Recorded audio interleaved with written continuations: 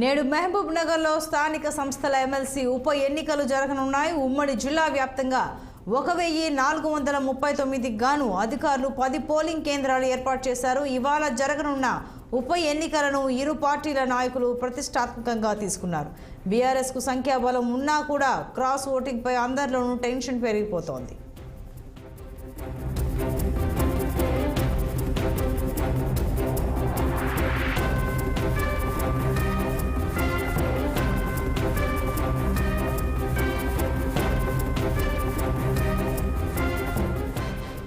మరింత సమాచారం ఈ అంశానికి సంబంధించి మా ప్రతినిధి రహీం లైవ్లో అందిస్తారు.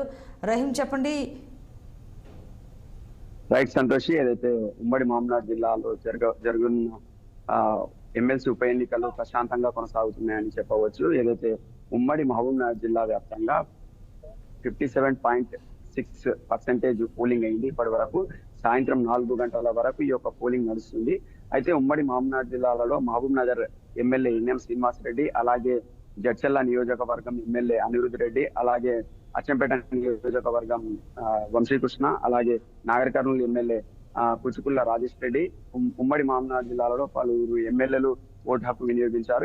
ఇందాకనే మహబూబ్ నగర్ ఎంపీ మన్నే శ్రీనివాస్ రెడ్డి కూడా ఓటు వినియోగించడానికి లోపలికి వెళ్ళాడు. ప్రశాంతంగా అయితే ఓటింగ్ నడుస్తుంది Santoshi.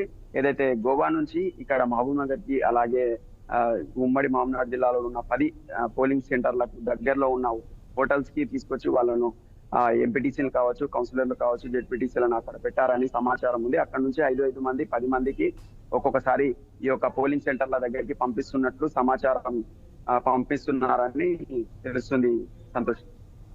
Okay Rahim, thank you.